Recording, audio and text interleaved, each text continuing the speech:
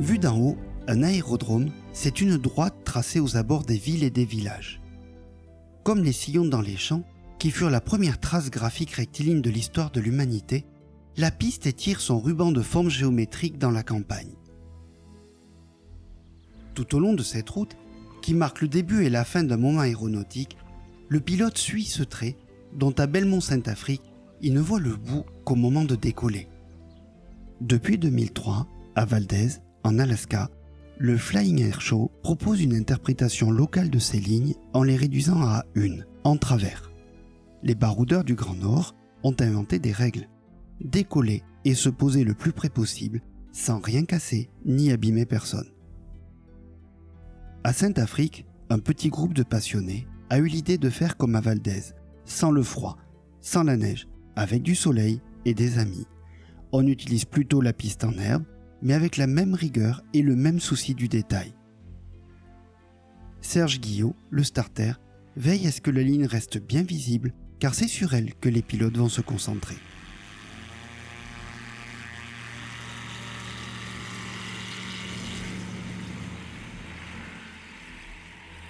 On se retrouve à Belmont pour la première édition et un montage pour le championnat de France dans l'avenir qui va être capital pour nous parce que ça nous permettra d'évoluer dans notre sens et voilà, qu'on puisse continuer notre discipline et en toute liberté.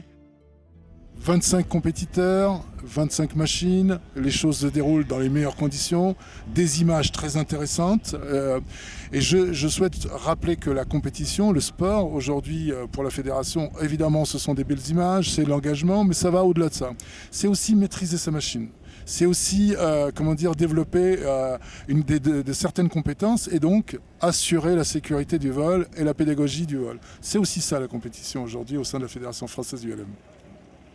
Pour gérer un tel événement, le maître mot est la sécurité. Pour cela, il faut des gens compétents avec des rôles précis. Leur nombre rassemble dans le creuset de l'équipe les compétences et les connaissances aéronautiques de plusieurs vies. En gilet orange, ils sont partout, volontaires, dévoués, conscients de la nécessité de leur mission et de l'importance à accorder aux détails. Chacun sait ce qu'il doit faire, souvent ensemble, parfois en autonomie. Cette expérience accumulée sera utile, car des ULM de classes différentes vont s'affronter et ils doivent être gérés en fonction de leurs spécificités. L'autogire est la star toute catégorie de l'atterrissage de précision. Difficile de faire mieux que lui pour se poser et s'arrêter juste sur la ligne. C'est peut-être ce qui explique le succès de cette fameuse classe 4. Le pendulaire, constitué d'un chariot sous une aile delta, est lui aussi conçu pour décoller et se poser sur des pistes courtes. Il pourrait être un sérieux concurrent dans la compétition. Le multi-axe, lui, ressemble à un petit avion. Il n'est pas stall par nature, mais certains modèles sont très précis lorsqu'ils sont aux mains de pilotes expérimentés. Enfin, un 3-axes aile basse, train rentrant, taillé pour le voyage mais pas vraiment pour ce type d'activité, a rejoint les compétiteurs. Atterrir à l'endroit voulu est un gage de sécurité pour tous les aéronefs, même ceux-là. Il est temps. Les concurrents commencent à se préparer. Ils ont calculé la quantité d'essence strictement nécessaire avec une réserve de sécurité et allégé au maximum leur ULM. Ils ont retiré tous les objets inutiles de l'intérieur de la cabine et vérifié que rien ne s'y promène. La fiabilité de la machine et en particulier celle du train d'atterrissage sont examinées avec le plus grand soin. Chacun respecte le vieil adage selon lequel un bon nettoyage participe d'une pré-vol réussie. Pour cette première compétition nationale de stall, le public est chanceux. En effet, un regard sur la manche à air et la végétation laisse augurer qu'il va y avoir du spectacle. Forcément, avec du vent, les atterrissages et les décollages seront encore plus courts, ce qui est plutôt heureux pour une compétition de stall, short take-off landing, où justement il s'agit de décoller et de se poser au plus près de la ligne. Peut-être que les records de Knokke-le-Zout et de Valdez seront battus à Belmont. Difficile, avec une aile basse, de la voir, la ligne.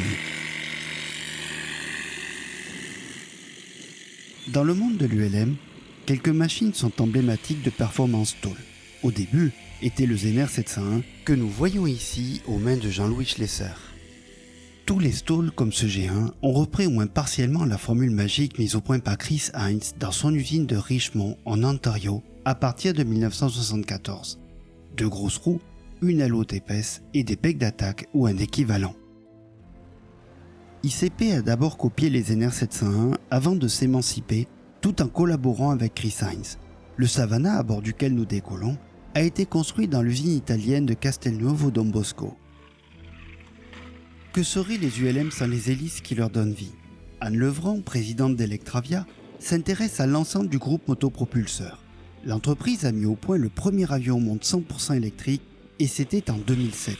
Cette société française fabrique 45 000 pales d'hélices par an et exporte dans 80 pays.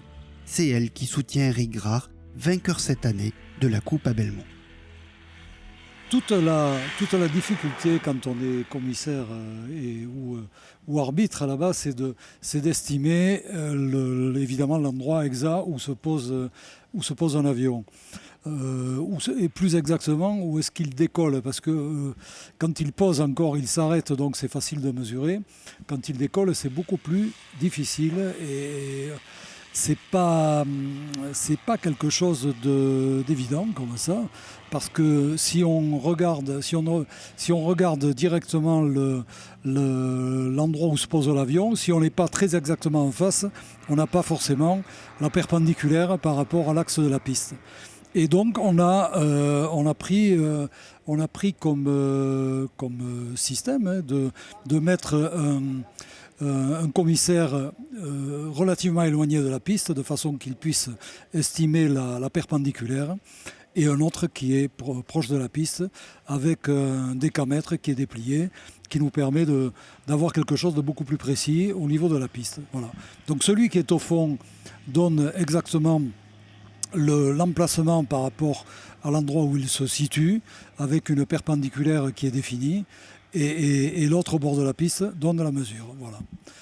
Ça n'a peut-être pas la précision d'une mesure informatique.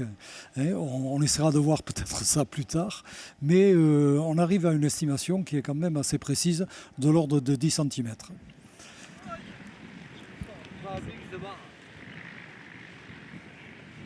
Une compétition d'ULM est quelque chose de sérieux. Parmi les choses sérieuses, la satisfaction des besoins primaires figure en bonne place. Pendant les épreuves, toute une équipe s'est discrètement mise au travail pour que ce soir, tout le monde soit servi. Partager un moment de convivialité entre passionnés est juste indispensable. Ça fait partie de l'ULM.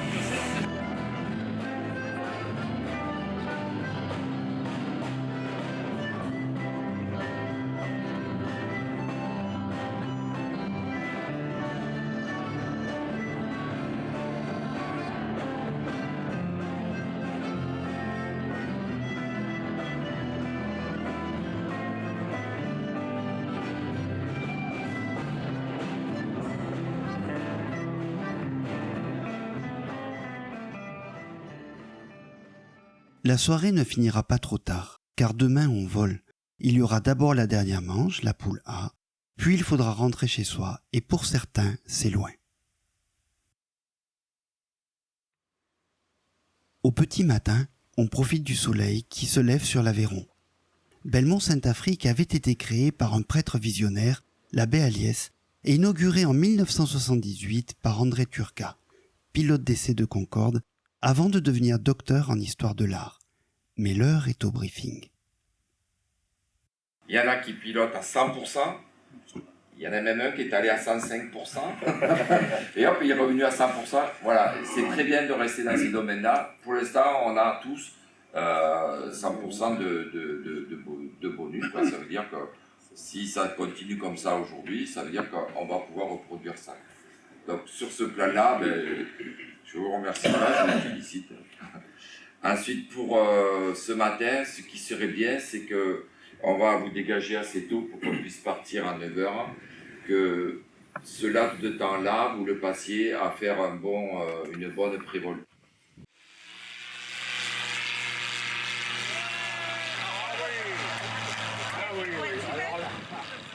C'est vraiment une spécificité, atterrir et décoller court, c'est quelque chose de magnifique et est très difficile parce que c'est un petit peu comme dans la mer, lorsqu'il y a des vagues, le vent n'est jamais stable. C'est-à-dire qu'il n'est jamais... Bon, s'il n'y a pas de vent, c'est tout pour tout le monde pareil, mais parfois hier, il y avait des rafales. Et donc c'est très très compliqué d'arriver, de gérer ça d'une manière optimum.